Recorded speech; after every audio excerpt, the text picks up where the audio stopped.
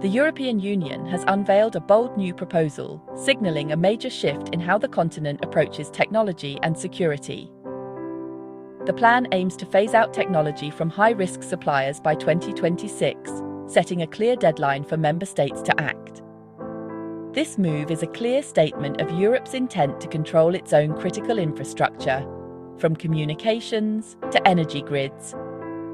The plan is a major revision to the EU's Cybersecurity Act, representing one of the bloc's most assertive actions on tech security to date. The goal is to create a more resilient, independent Europe, one that is less reliant on foreign technology that could threaten EU interests or compromise sensitive data. Years of growing unease about cyber threats and foreign influence have led to this decisive moment. The EU is now defining trustworthy suppliers in strict terms, impacting everything from mobile networks and cloud services to water systems and public utilities. European countries have long chosen tech based on price and performance, but now security and digital autonomy are taking center stage in procurement decisions. The message from Brussels is clear. The risks are too great to ignore, and it's time to build a digital wall around Europe's most vital systems. This policy will reshape the tech market, creating both challenges and opportunities for European businesses, governments, and innovators. It will affect the speed, cost, and availability of technology for businesses and consumers alike, potentially driving up prices but also spurring local innovation. The EU is drawing a line in the sand, choosing to chart its own course in the global tech race and setting a precedent that could influence digital policy worldwide. The EU's latest proposal doesn't explicitly mention any companies, but it's an open secret who the main targets are: Chinese tech giants Huawei and ZTE, whose names have become synonymous with the debate over Europe's digital future. For years, these companies have been crucial suppliers for Europe's telecommunications networks, providing affordable and advanced technology. But now, their deep integration is increasingly viewed as a potential vulnerability, raising concerns about who controls the backbone of Europe's digital infrastructure. Huawei has repeatedly denied posing any security risk, insisting it operates independently of the Chinese government and follows all local laws wherever it does business. Yet Western intelligence agencies remain unconvinced. They worry that Chinese law could compel these firms to secretly cooperate with state intelligence, potentially creating hidden backdoors for espionage or cyber attacks. The Chinese response has been swift and forceful. Huawei calls the proposal unfair and a violation of international trade rules, while Beijing accuses the EU of protectionism and discrimination against Chinese businesses. Huawei argues it's being singled out for political reasons, not because of any proven technical failings or evidence of wrongdoing. China maintains that its companies have never endangered Europe's security and says the accusations are based on speculation rather than facts. This is a clash of narratives: security risk versus unfair trade practice. Each side convinced of its own position and unwilling to back down.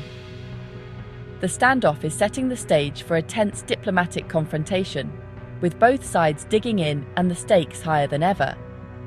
However it unfolds, the outcome will shape Europe's technological landscape and its relationship with China for years to come. The EU's plan goes far beyond mobile networks, targeting 18 critical sectors for a phase-out of high-risk suppliers. This includes electricity, water, cloud services, medical devices, surveillance equipment, and even semiconductors.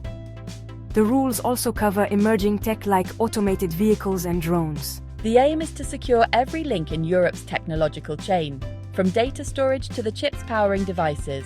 Mobile operators have 36 months to remove and replace key components from listed suppliers. Deadlines for other networks, like fiber optic and submarine cables, will be announced later. This phased approach acknowledges the complexity, but the direction is clear: a deep overhaul of Europe's tech foundations. The scope is sweeping, touching nearly every aspect of modern life. The EU is determined to secure its digital future from the ground up. The timing of this proposal is no accident. It's a direct response to a surge in cyber attacks and intensifying geopolitical tensions across the continent. In recent years, Europe has witnessed a dramatic increase in sophisticated digital threats, targeting both public and private sectors. Attacks on hospitals, pipelines, and government data have created a widespread sense of vulnerability and urgency. These incidents have exposed critical weaknesses in Europe's digital defences, making the need for action impossible to ignore. There's growing fear that foreign governments could exploit tech embedded in Europe's infrastructure for espionage or sabotage. The risk isn't just theoretical. Recent events have shown how real and immediate these threats can be. The reliance on non-EU suppliers is now seen as a strategic weakness, raising concerns about the security and resilience of Europe's technology supply chains. The broader ambition is European technological sovereignty, the ability to control its digital destiny and reduce dependence on foreign technology providers. EU Tech Chief Henna Virkkunen calls this an important step for sovereignty, emphasizing the need for Europe to chart its own course in the digital age. The US has already banned Huawei and ZTE, pressuring Europe to follow suit and raising the stakes for transatlantic cooperation on technology security. Washington's campaign has influenced the debate, but the EU is now taking its own continent-wide approach, determined to set its own standards and priorities. The proposal is Europe's answer to years of mounting threats and outside pressure, signaling a new era of assertiveness in digital policy. It's about securing the future, not just reacting to the present. The EU aims to build a safer, more resilient digital environment for generations to come. The stakes have never been higher for Europe's digital independence, and the world is watching how the EU will rise to meet this challenge. The EU's plan has sparked fierce debate. Security versus fairness, protection versus free trade. Supporters say it's common sense to reduce reliance on suppliers from countries with different legal systems. Officials insist this is about protecting infrastructure, not protectionism. Critics, including Huawei and China, argue the move is political, not technical, and sets a dangerous precedent for global trade.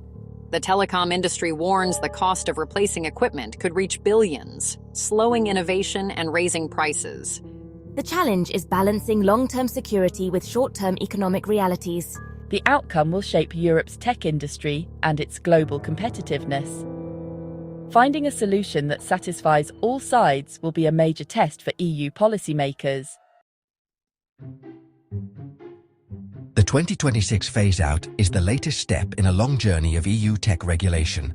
The story began in 2019-2020, as Europe prepared for 5G and the US urged bans on Huawei.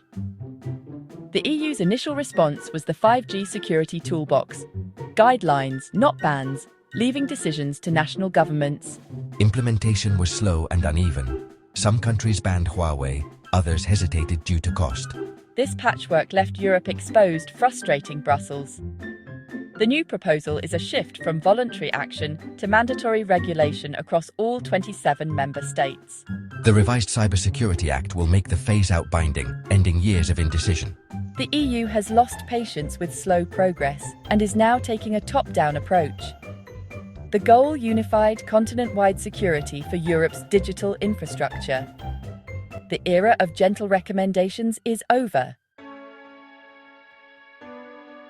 Germany's changing stance on Chinese tech has been pivotal for Europe. As the EU's largest economy, Germany's decisions set the tone for the bloc. Berlin once favoured engagement with China, but growing concerns about dependency and security have shifted the debate. The new government adopted a tougher line, banning Chinese components from future 6G networks. This created a logical inconsistency. If it's unsafe for 6G, why allow it in 4G and 5G? Germany's shift gave political momentum to the EU's proposal, making a unified policy possible. Even countries with deep economic ties to China now see security as paramount. Germany's journey is a case study for the rest of Europe. The Commission's announcement is just the start of a long legislative process. The proposal must be negotiated with the European Parliament and Council, who will review and amend the text. A formal risk assessment is required before restrictions take effect, based on objective criteria and market analysis. Expect intense lobbying from tech companies, industry groups, and non-EU governments. Telecom operators will push for longer deadlines or compensation, while European tech firms want strong rules. Once Parliament and Council agree, the law is adopted and published, starting the countdown for phase-outs. The process is complex and will require political will to overcome obstacles. The path is clear, but not smooth. The final law will shape Europe's digital future. The EU's plan to phase out high-risk tech is a landmark move for digital sovereignty. By targeting suppliers like Huawei and ZTE, Europe is prioritizing security over short-term savings. The financial and logistical challenges are immense, raising tough questions about cost and competitiveness.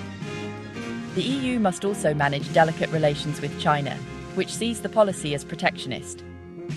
Success depends on smooth transition, a competitive market of trusted suppliers, and minimizing economic fallout.